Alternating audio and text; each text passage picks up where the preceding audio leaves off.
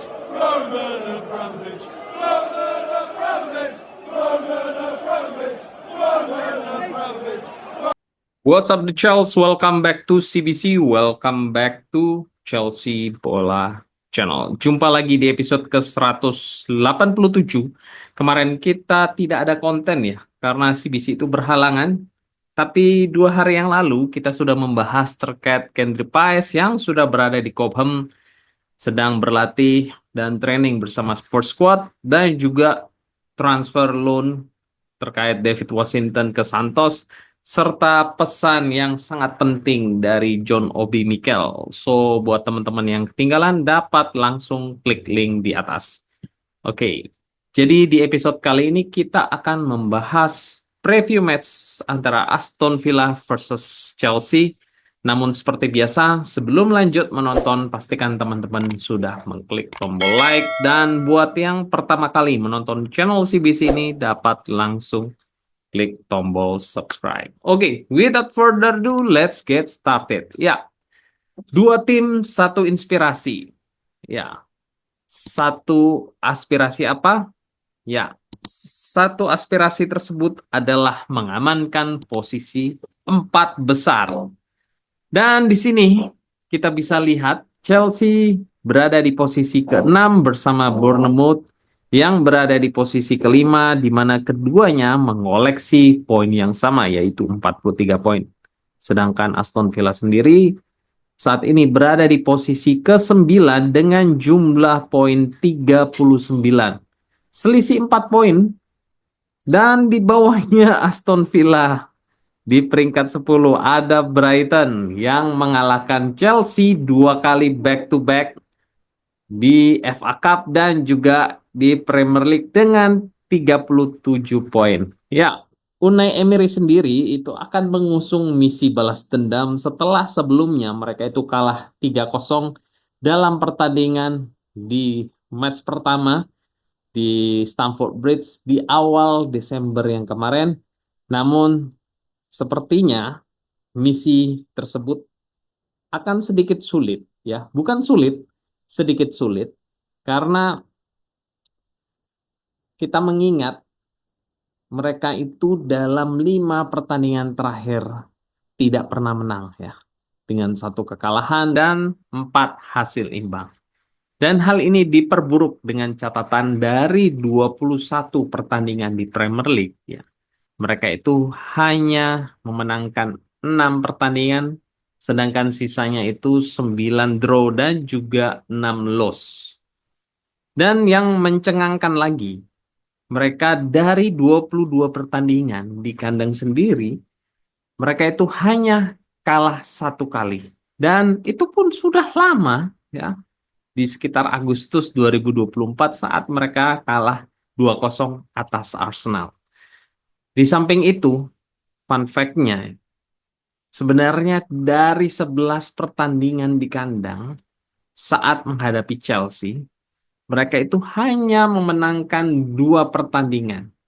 Dan itu pun sudah sangat lama, di Mei 2021 dan juga Maret 2014. Sedangkan performance dari Chelsea sendiri itu tidak kalah buruknya, di mana untuk pertama kalinya sejak September 2021, Chelsea itu gagal mencetak 1 on target. Ya, makanya Enzo Maresca sendiri itu menyebut pertandingan kemarin versus Brighton adalah pertandingan terburuk yang dia pernah alami semasa menjadi pelatih di Chelsea.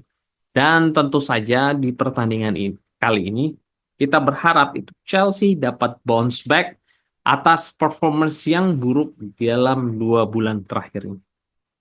Ya, sebelumnya Chelsea itu gagal memenangkan 1 dari 6 pertandingan di tandang di semua kompetisi, di mana hanya draw 2 kali dan kalah 4 kali.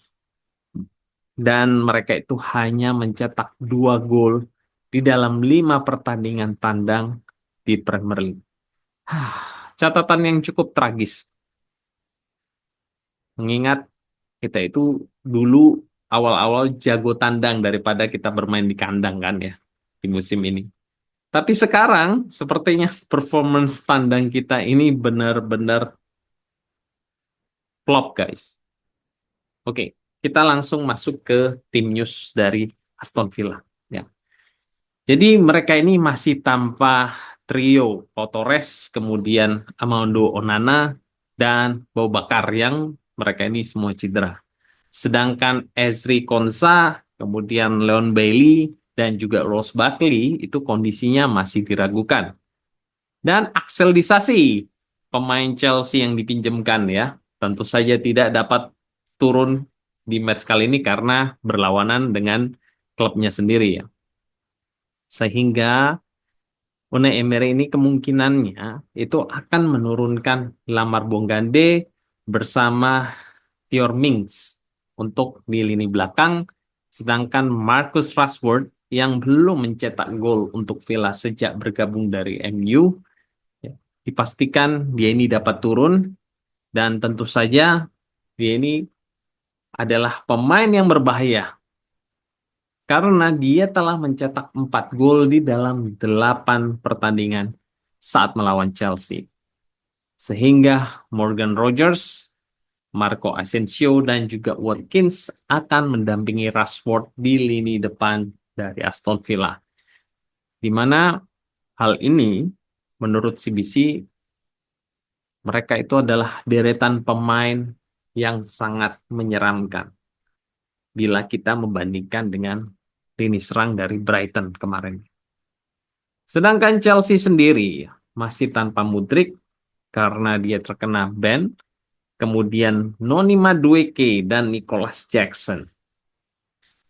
Akhirnya mereka itu bergabung dengan Wesley Fofana dan juga Omari Kaliman yang cedera hamstring. Kemudian Romeo Lavia itu cedera otot, Mark Gu itu cedera pangkal paha, sementara itu Ben Badiashile itu masih mengalami cedera paha, tapi kondisinya dia itu sudah kembali training dan ada kemungkinan dia akan berada di bench untuk match kali ini. Oke, sekarang kita masuk ke prediksi line up. Ya, di sini kita bisa lihat adanya perbedaan. Ya, di mana CBC berharap Enzo Maresca itu dapat merubah pakem atau style of play yang kemarin. Dengan kita bermain inverted right back atau left back, itu tidak berjalan. Karena kita tidak mencetak satu shot on target pun. Jadi CBC itu berharap Enzo Maresca itu dapat cepat melakukan adaptasi dengan skim terbaru ini. Seperti yang CBC harapkan. Karena di sini kita bisa lihat dengan Palmer dan Nkunku di lini depan sebagai duo false nine, maka harapan kita adalah mereka dapat bermain kombinasi 1-2 dengan support dari para pemain sayap untuk mendapatkan umpan-umpan terobosan atau breakthrough ball. Dan dengan skema ini, maka mau tidak mau, kita tidak boleh lagi bermain ball position. Dan dengan tidak bermain ball position, kita harus bermain direct football. Ya, seperti yang kita lihat di Pep Guardiola, di mana saat menghadapi Newcastle, mereka ini tidak lagi bermain inverted, ya, tapi mereka bermain lebih ke direct football, ya, tidak berlama-lama dengan bola, ya, jadi bermain cepat, tik tak, langsung ke depan, ya, memanfaatkan sisi sayap, di mana akhirnya hasilnya mereka menang 4-0 atas Newcastle. Nah, CBC berharap ya, pola yang sama itu akan dilakukan oleh Enzo Maresca untuk merubah formasi dan juga style of play untuk membuka peluang para pemain kita ini dapat bermain direct football dengan skema seperti ini. Ya, di goalkeeper CBC berharap Maresca tetap memegang perkataannya sendiri bahwa Jurgensen ini sudah menjadi kiper utama dari Chelsea. No more Sanchez. Kemudian di right center back, CBC berharap Reece James itu dapat turun sejak awal. Jangan kita memperlakukannya seperti versus Brighton, di mana dia baru turun di babak kedua, di pertengahan babak kedua. Kemudian Chalobah sebagai central center back, Levi Colwill di left center back. Dan ini uniknya, di mana CBC itu berharap Cucurella dan Caicedo itu dapat menjadi double pivot ya untuk mengcover lini pertahanan, dan mereka ini dapat turun ke belakang saat Levi Colwill ataupun James itu pergi ke sayap menutup zona markingnya. Kemudian Enzo di attacking mid, dan duo wingers baik Sancho maupun Neto yang kali ini posisinya CBC memutar atau merotasi ya, di Sancho di kanan dan juga Neto di kiri. Dan kita berharap dengan kembalinya Sancho di right wing, maka dia ini dapat kembali mencetak gol dari sisi sebelah kanan gawang. Kemudian striker, siapa lagi? Kita sudah habis. Tinggal tersisa Palmer dan juga Nkunku. Ya, di sini sih bisa menaruh dua striker. Ya, harapannya dengan adanya dua striker dan juga Enzo di attacking mid dan sayap itu dapat bahu membahu, saling support satu sama lain, saling menjemput bola, lakukan breakthrough ball, kombinasi 1-2. Ya, kita berharapkan itu yang dapat dilakukan oleh Enzo Maresca dalam sesi training. Tidak ada lagi kita bermain inverted ya. Lebih baik kita melakukan full attack karena kita tidak punya striker ya, striker yang proper, dan juga apabila kita fokus balancing bertahan, kita tetap akan kebobolannya no matter what. Kemudian CBC juga berharap tidak ada lagi defensive high line atau high defensive line. Karena kita ini benar-benar bapuk dalam kita bermain high defensive line. Kesimpulan, ya sepertinya ini akan menjadi tricky games alias sulit diprediksi. Karena apa?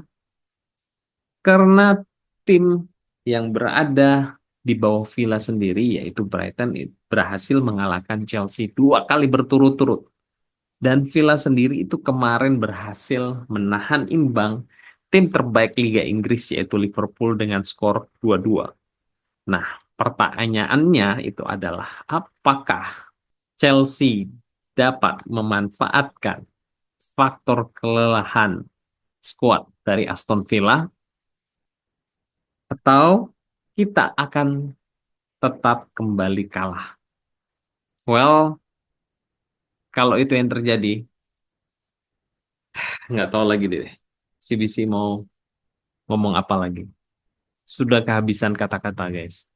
Ya. Skor prediction sama seperti kemarin. Apabila Maresca itu merubah style of play atau pakem menjadi direct football dan tidak bermain ball position, maka Chelsea dapat menang dengan skor 2-1. Tapi balik lagi, seperti yang CBC bilang kemarin di preview Brighton, bila Maresca tidak merubah pakem bermain, maka Chelsea bisa saja kembali kalah ataupun seri berbau keberuntungan. Meskipun Aston Villa itu kelelahan pasca versus Liverpool kemarin.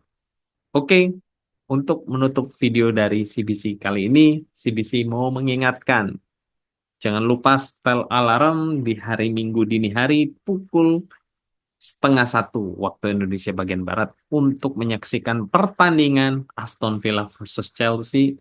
Dan karena ini masih jam 12:30, maka besar kemungkinan CBC itu akan mengadakan watch along ya bersama member Sobat CBC. So, stay tune guys. Oke, I think that's all di episode ke-187 kali ini. Don't forget to support channel CBC ini by subscribe, like, dan share. Thank you for watching. Take care, God bless, and keep the blue flag flying high. Come on the Chels.